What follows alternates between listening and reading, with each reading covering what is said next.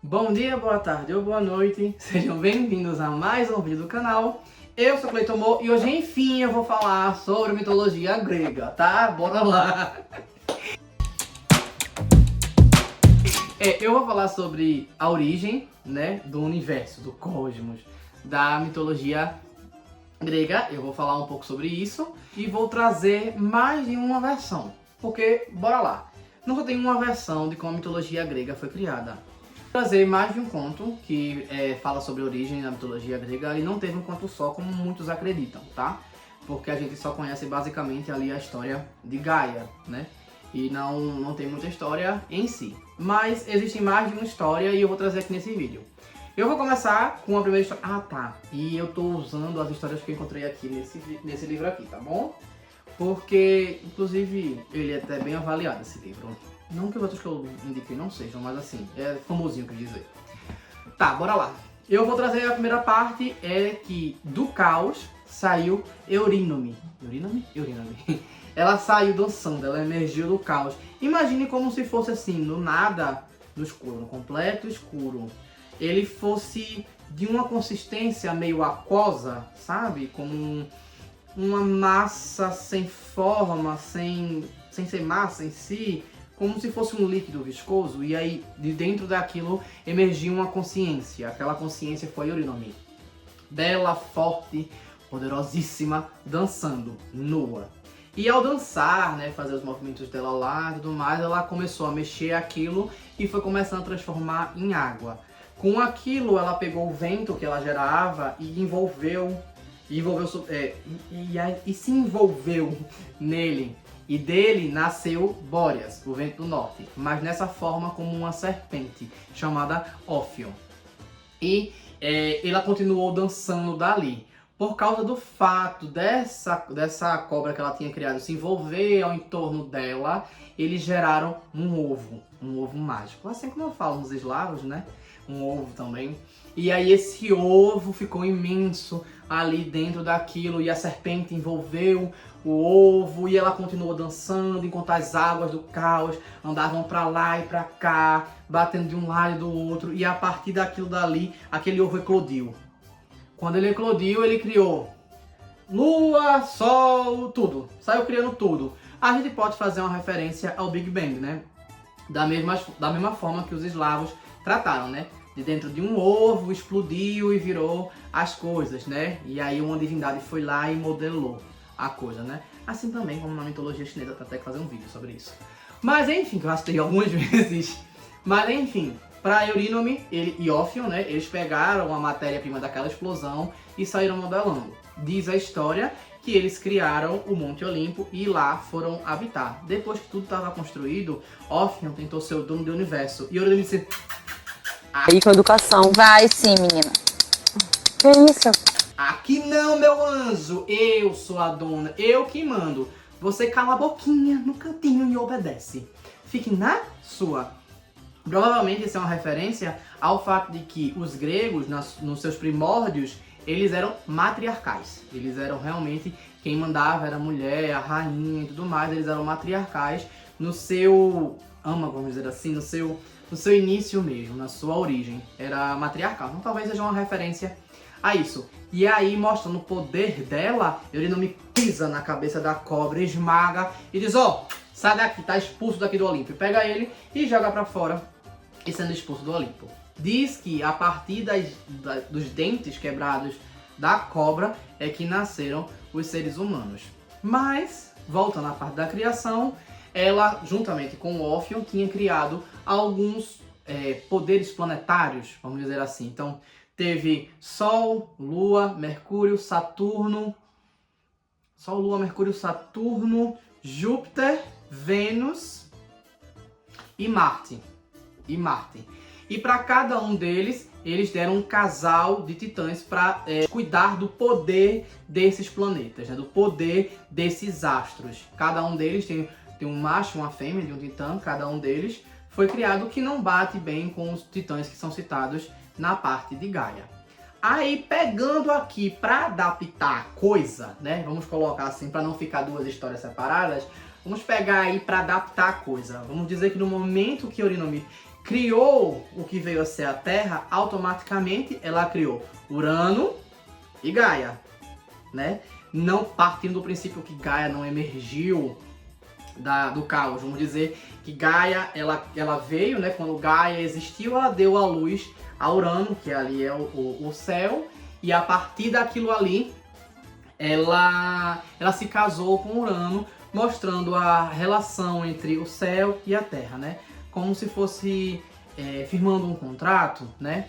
E aí Urano fez chover em Gaia e tudo, e como é que diz? Fertilizou a terra de Gaia e foi nascendo coisas, nascendo. Gaia ia dando a luz a seus filhos e aos poucos Urano ia reagindo àquilo. Por quê? Gaia ficou grávida e quando paria, né, Urano cuidava dos filhos. Só que ele tinha medo que os filhos destronassem ele, né? Porque Gaia era basicamente aquela, né? Como ela é a mãe terra, era aquela que estava lá paradona e quem tinha toda a liberdade de ir e vir, de fazer as coisas, vamos dizer assim, era Urano, né? E aí ele começou a esconder alguns desses dentro de Gaia, né? Esconder os titãs ali dentro de Gaia. E aí a gente chega a uma quantidade de titãs. Quais são esses titãs? A gente tem, com o macho, a gente tem, que é titã, né? O outro é Titanide. A gente tem Oceano, que é Ceus, Crio, Cronos, Hyperion e Jáspero, né? Jáspero, é uma coisa assim o nome dele. E como Titanides, a gente tem Feb, Mnemosine, Reia, tem Tétis, Temis e Teia. Essas todas. E eles são colocados ali eles são isolados lá dentro de Gaia, né? Gaia não fica com esse cuidado dele, lá Urano esconde os titãs e as titanides dentro de Gaia, como se fosse colocando no subsolo, né? E aí Gaia fica, não meu filho, quem manda sou eu, e eu quero que eles venham pra cá, eu vou armar uma contra você. E aí o que Gaia faz? Ela vai lá e convence Reia e Cronos, e olha, vamos fazer uma rebelião aqui, bora botar moral nisso aqui, bora ver isso aqui, vamos ver como é que faz. E aí Cronos pega, se levanta e faz uma armadilha pro pai, mata o pai, tora o órgão dele e vai jogar o órgão dele no mar. Joga no mar o órgão dele. Fala que as gotas de sangue dão origem a algumas coisas da mitologia grega, mas enfim, isso acontece. E aí, depois que eles separam quem vai para um lado, quem vai para o outro, os outros não sei quantos irmãos, aquela coisa toda. E aí, nessa vez, quem passa a dominar vai ser Reia e Cronos. Eles se casam e começam a ter filhos. Só que aí Cronos faz a mesma coisa que o pai, porque ele fica com medo de ser destronado. Tava muito bom, tava meio ruim também, tava ruim. Agora parece que piorou. Provavelmente, assim como esse livro traz, essa referência é a referência do rei para os gregos, né? Porque como eu falei, quem mandava era a rainha. A rainha escolhia um rei para poder casar. Ela casava com aquele rei. Casei com aquele rei. E aquele rei, ele era executado. Tá certo isso? De tempos em tempos. Ele era executado. De tempos em tempos, assim. Num momento específico, ele era executado. Ele era executado e aí usavam o sangue dele para alimentar as plantas. E diziam que era para fertilizar o solo. Tá entendendo? E aí, passava um tempo, a rainha casava de novo e esse percurso continuava de novo. Com o passar dos séculos, os gregos modificaram um pouco isso. E aí o rei, ele meio que dizia, vamos pegar um plebeu para ocupar meu lugar. E ele vai ter todos os benefícios de rei por um tempinho, para no final ele morrer. E aí eles passaram a fazer isso. Então talvez seja uma referência a essa, né? Urano está representando ali o rei que vai ser morto em algum momento. E Cronos, aquele rei que eu não quero esse lugar, né? Faz diferente, vamos ver como é que vai ser aqui. Só que acontece o mesmo com ele, porque ele começa a ocultar esses filhos dele, que são os deuses. Nesse caso, ele não vai colocando, ele engole os deuses. Ele vai comendo os deuses. Para não cometer o mesmo erro que o pai, de colocar lá e alguém se rebelar. Só que aí o que ele não conta é que a esposa dele, assim como a mãe dele, esconde um dos filhos, e esse filho é Zeus. Réia esconde Zeus e dá para ele engolir uma pedra no lugar de Zeus. E aí ele engole e Zeus é levado para um lugar escondido para ser criado.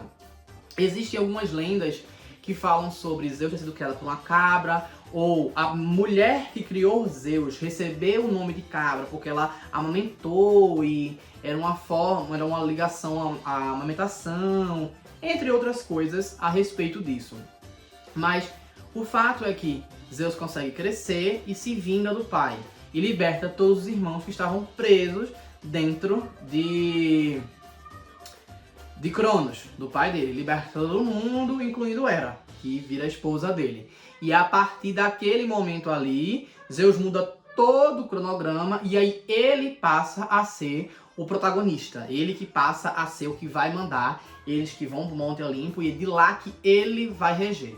Então provavelmente isso reflete a uma mudança de perspectiva, onde o matriarcado caiu para o patriarcado ocupar, né?